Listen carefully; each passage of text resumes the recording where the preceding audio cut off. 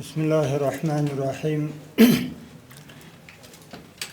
الحمد لله رب العالمين والصلاة والسلام على سيد المرسلين وعلى آله وأصحابه أجمعين وبعد. قال الله تعالى في القرآن العظيم: وما من دابة في الأرض إلا على الله رزقها صدق الله العلي العظيم. محترم حاضرینو، د کرنې، اوبو لګولو او مالدارۍ وزارت په ابتکار د کرنیزو محصولاتو په خزانې نندارتون کې د اسلامي امارت حاضرو مسؤلینو، محترمو میلمنو، زیارکښو بزګرانو او د زراعت محصولاتو قدرمنو سوداګرو ته السلام علیکم ورحمت الله وبرکاتو. هیله لرم چې تاسو ټول به جوړ او روغ یاست او ټول به په خپل ژوند او زندګي کې بریالي او خوشحاله یاست. دا چې افغانستان یو زراعتي هیواد دی، ډېر خوشحاله یم چې نن په یو داسې پروګرام کې ګډون کوم چې د افغانستان د کلیوالي اقتصاد محصولات پکې نندارې ته وړاندې شوي دي. د افغانستان تر 80 سلنې پورې، یعنی تر 80 سلنې پورې ټول خلک د زراعت په کارو کښت بوخت دي او ښه لاسته راوړنې لري او د اکثرو روزګار په زراعت اقتصاد پورې تړلی دی او د همدې سیمو د زیارکښو بزګرانو په هڅو او خولې تویولو سره د افغانستان د ښارونو خام ارتزاقي مواد برابریږي، چې دا کار زموږ ښاري ژوند ته خورا لوی اهمیت لري. کرنه او باغداري زموږ د هیواد په اقتصاد کې ژورې ریښې لري او له کلونو څخه د افغانانو ژوند پورې تړلی دی. همداراز په معاصر وخت کې د څارویو، چرګانو، ماهیانو او د شاتو د مچیو فارمونه د خلکو ژوند او روزګار ته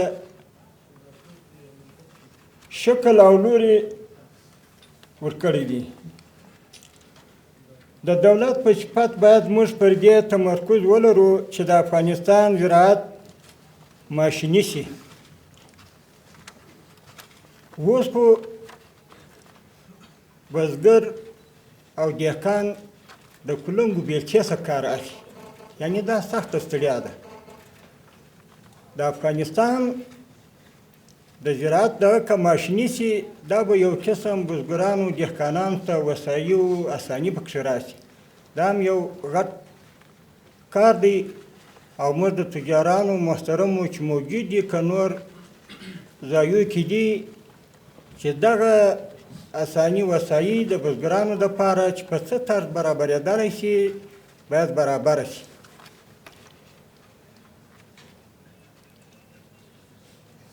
د دې هدف ته د رسېدلو په موخه ډېره ضروري ده چې د کرنې او اوبو لګولو او مالدارۍ وزارت زموږ د بزګرانو او د زراعتي محصولاتو د فابریکه لرونکو سره له نږدې کار وکړي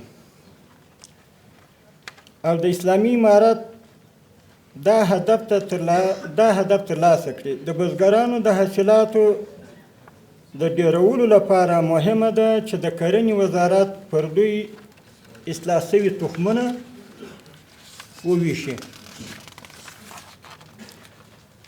له طبیعي آفاتو څخه د بزګرانو او باغدارانو د کښتونو د ژغورنې لپاره له خصوصي سکتور څخه غواړم چې د زراعتي باکیفیته درملو پر تولید تمرکز وکړي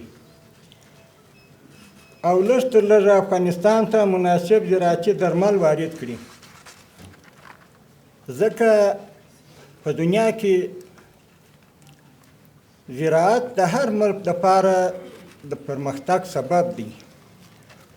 موږ الحمدلله نه یوازې زراعت، افغانستان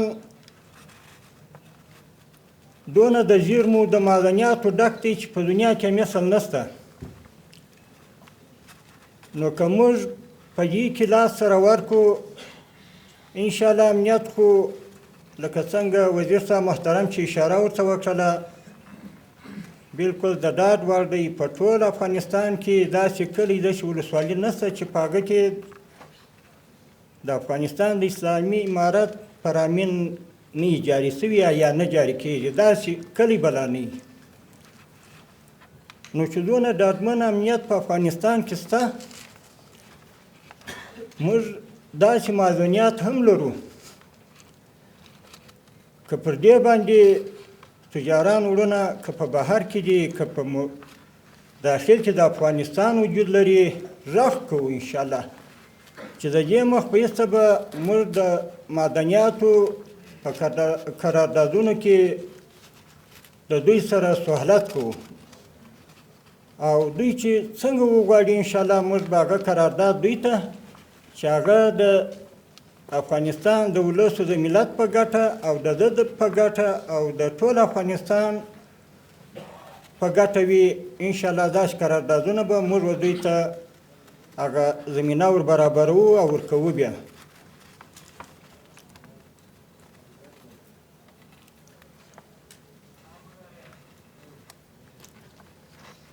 د تجارانو سره پوره همکاري دا د افغانستان د اسلامي امارت دنده ده. د افغانستان کې چې کوم تجار اوسیږي د هغه عزت، حیثیت، مال او سر باید محفوظ وي. دا زموږ ذمهداري ده. انشاءالله غیر له دې څخه چې کوم مشکلات دوی درلودلي دي، موږ همکاري ورسره کړې ده، او په وخت کې د یوه شوه روز داسې هم پېښه شوې ده چې جناب مومن صاحب چې اوس حضور لري، یو موضوع یې راته یاده کړې ده، هغه په یوه شوه روز کې حل شوې هم ده. دا یو مثال وایم، نورې به هم انشاءالله دغه پېښ شوي. نو موږ د زراعت د وزارت تر شا ولاړ یو، امارت ټوله مشران انشاءالله دې ته ژمن دي چې څنګه کولی شي زراعت وزیر صاحب او خپل معاونین او ټول هغه ریاستونه چې دوی په ولایاتو کې لري چې څونه د زراعت لپاره متوجه کړي، موږ به انشاءالله هغونه توجه د دوی د ملاتړ لپاره کوو، او په هر بخش کې چې دوی ضرورت لري هغه موږ تر خپله حده کوشش کوو.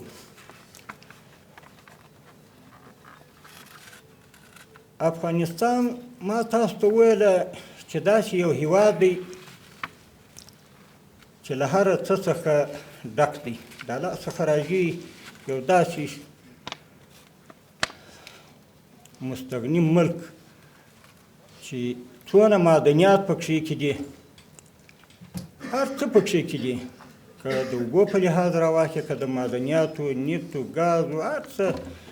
یعنې یو وخت موږ یو بل پروګرام حاجي ملا مهدي اخوند محترم دایر کړی و، بیا موږ ورغلو، دوی په یو زیرخانه کې یوازې د ډبرو هغه نمونې موږ ته راوښولې، 114 قسمه ډبره وه چې دونه یو قیمتي ډبره وه چې دوی به لاس وړی چې دغه ډبره ټن تقریبا 15 لکه، بعضې داسې ډبرې پکښې کې وې چې کیلو یې 50,000 ډالره قیمت و، کیلو یې. نو د دې ټن به په څو کېږي؟ نو د الله سره راځي دغسې ملک لرو. دا څه غواړي اوس؟ موږ څه څه غواړي؟ دا زموږ ستاسې اتفاق و اتحاد او یو موټی کېده او یو د بله سره همکاري کېدل غواړي. که زراعت وزارت په خپلو کارونو کې مشکل ولري باید غږ وکړي چې زموږ په وسه کېږي موږ به کوو، که موږ نه کېده خپل مشر ته به وایي، که هغه نه کېده بیخي به شیخ صاحب محترم ته دا خبره رسوو.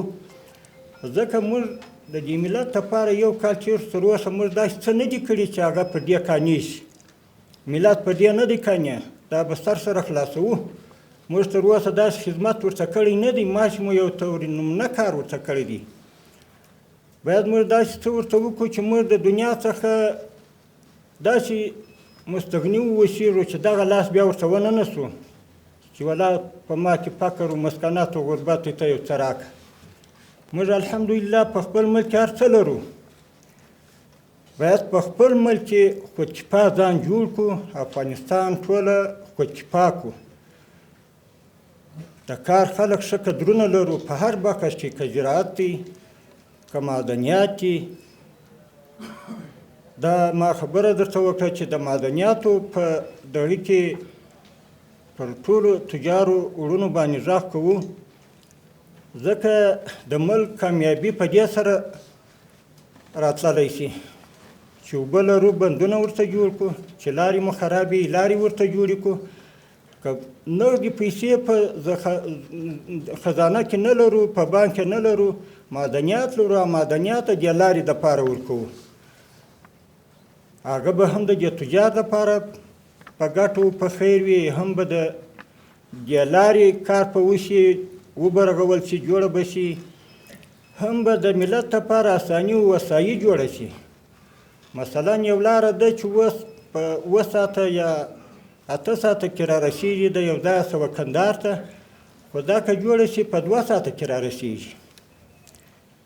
یعنې ماشي دغه ته سړی فکر وکړي. اوس خو نو که یو سړی موټر د دې دپاره اخلي چې مقصد په دې به زه کرایه کوم، په داسې خرابه لار باندې د دې سړي موټر په 1 کال کې خرابېږي، که لاره جوړي په 15 کاله کې هم نه خرابېږي. دا څونه یو غټ دغه دی چې موږ د دې ملت سره کوو. ملت ولس مو ستړی دی. باید ټوله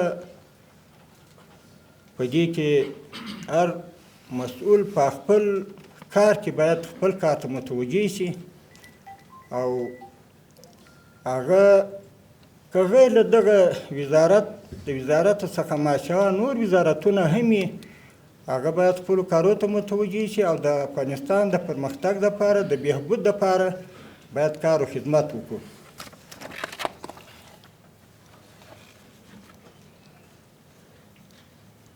خو چیرې اداره د افغانانو په نامه د میلیاردونو ډالرو په اخیستلو سره د پراخ فساد له امله دومره هم ونه کړل چې نن افغانان لږ تر لږه د غنمو، وریجو، غوړو او حبوباتو د ضرورت له اړخه خودکفا سوي وای. یعنې وګورئ څونه په دنیا باندې چې کوم څه وه هغه راتله افغانستان ته. 45 ملکونه خو هغه خلک وو چې خپل هر څه دلته استعمالول، پیسې هر څه نور راتلل. خو دلته په هغه اداره کې یو داسې وه لکه یو دریاب ته چې ورورځئ چې هېڅ نه پکې معلومېدل. زموږ دا برق اوس موږ د نورو ملکو څخه د 4 ملکو څخه موږ اوس دې ځای ته راغلی دی په هغه وخت کې. یعنې دا خلک داسې وه چې بیخي هېڅ د ملک و د ملت کې هېڅ یو فکر نه دی کړی، بیخي د یو انسان په رقم یې نه دي ورته کتلي. صرف دغه ښارو ته تاسې مه ګورئ چې اوس په کابل کې څه ناڅه به شاید داسې بناګانې به جوړې سوي یا به نور داسې څه سوي. نو خو دا د سارا خلک هم دغه افغانستان خلک دي. کورونه یې جوړ دي، ولې یې جوړې دي، سړکان یې جوړ دي، څه شی جوړ دي. د دنیا چې کوم دغه راتلله هغه دلته و شخصي خلکو ته، یعنې په شخصي ځایو باندې مصرفېدل، خاص نه د ملت لپاره کار شوی دی، نه د دې ملک دپاره کار شوی دی. نو موږ پر ټولو صنعتکارانو وړونو، تجارانو وړونو، پر ټولو هغه چا باندې چې وس و توان لري، خپل اقتصاد، خپل پیسې، خپل هره شتمني چې په بهر کې لري هغه دې افغانستان ته راوارد کړي، راجع وړي. په دې خاطر چې دا به هم د ولس او هم د افغانستان او هم د خپل د دغو تجارو لپاره، د دغو صنعتکارانو لپاره به هم انشاءالله داسې څه الله پاک ورته مهیا کړي چې دوی به خپله هم ورته اریان وي. ځکه دا نه وایي چې واجه ته ماشه افغانستان دپاره څه راوړه دا دلته خپل پانګونه او سرمایه ګزاري کوه، نه خپله پیدا هم تا ته رسېږي. دا چې هېڅکله نشي کېدلی چې ته دې څه کوې او تا ته دې څه پیدا نه رسېږي. نو غرض مطلب مې دا دی چې څونه موږ ته چې وس توان لرو باید د خپل ملت، د خپل ولس، د خپل ملک د آبادۍ په فکر کې سو او توجه ورته وکړو، په فکر کې کویو چې څونه په وس یا خپل وس و توان مصرف کړو. نور خبره نه اوږدومه ځکه نور ملګري و مشران وزیران صاحبان هم ناست دي، شاید هغه په خپل نوبت خپله خبره وکړي. وما علینا الا البلاغ المبین. السلام علیکم ورحمة الله وبرکاته.